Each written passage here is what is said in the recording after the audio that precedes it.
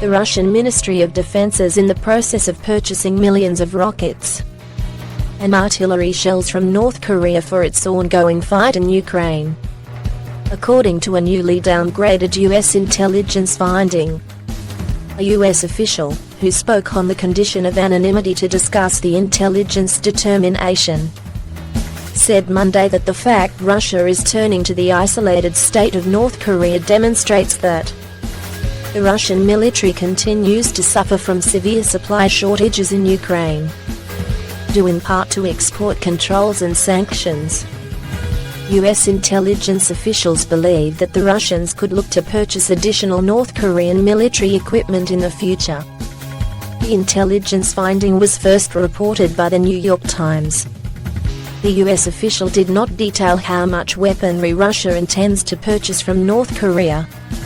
The finding comes after the Biden administration recently confirmed that the Russian military in August took delivery of Iranian-manufactured drones for use on the battlefield in Ukraine. The White House said last week that Russia has faced technical problems with Iranian-made drones acquired from Tehran in August for use in its war with Ukraine.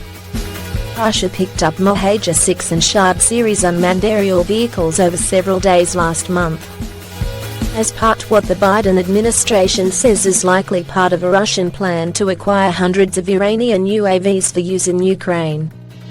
North Korea has sought to tighten relations with Russia as much of Europe and the West has pulled away, blaming the United States for the Ukraine crisis and decrying the West's hegemonic policy as justifying military action by Russia in Ukraine to protect itself. The North Koreans have hinted interest in sending construction workers to help rebuild Russian-occupied territories in the country's east. North Korea's ambassador to Moscow recently met with envoys from two Russia-backed separatist territories in the Donbas region of Ukraine, and expressed optimism about cooperation in the field of labor migration, citing his country's easing pandemic border controls. In July, North Korea became the only nation aside from Russia and Syria to recognize the independence of the territories Donetsk and Luhansk, further aligning with Russia over the conflict in Ukraine. The North's arms export to Russia would be a violation of UN resolutions that ban the country from exporting to or importing weapons from other countries. Its possible dispatch of laborers to the Russian-held territories in Ukraine would also breach a UN resolution that required all member states to repatriate all North Korean workers from their soil by 2019.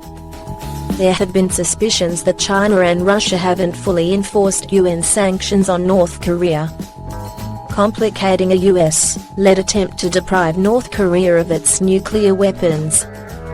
The provocative move by North Korea comes as the Biden administration has become increasingly concerned about stepped-up activity by North Korea in pursuit of nuclear weapons.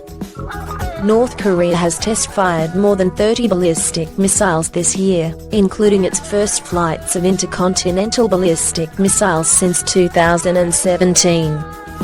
As leader Kim Jong-un pushes to advance his nuclear arsenal despite US-led pressure and sanctions. The US has frequently downgraded and unveiled intelligence findings over the course of the grinding war in Ukraine to highlight plans for Russian misinformation operations or to throw attention on Moscow's difficulties in prosecuting the war. Ukraine's smaller military has put up a stiff resistance against the militarily superior Russian forces. Russian President Vladimir Putin and Kim have recently exchanged letters in which they both called for comprehensive and strategic and tactical cooperation between the countries. Moscow, for its part, has issued statements condemning the revival of large-scale military exercises between the United States and South Korea this year, which North Korea views as an invasion rehearsal. Russia, along with China, has called for the easing of UN sanctions imposed on North Korea over its nuclear and missile tests. Both countries are members of the UN Security Council, which has approved a total of 11 rounds of sanctions on the North since 2006. In May, Russia and China vetoed a US led big to impose new economic sanctions on North Korea over its high-profile missile tests this year. Some experts say that Kim could likely bolster his resolve to retain his nuclear weapons, because he may think the Russian attack happened because Ukraine had signed away its nuclear arsenal.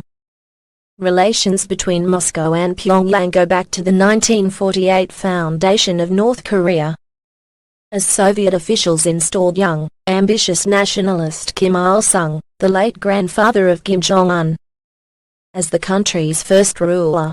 Since then, Soviet aid shipment had been crucial in keeping North Korea's economy afloat for decades. Before the disintegration of the Soviet Union in the early 1990s, Moscow had since established formal diplomatic relations with Seoul as part of its hopes to draw South Korean investment, and allowed its Soviet-era military alliance with North Korea to expire. But after his election in 2000, Putin actively sought to restore his country's ties with North Korea in what was seen as an effort to regain its traditional domains of influence and secure more allies to better deal with the United States.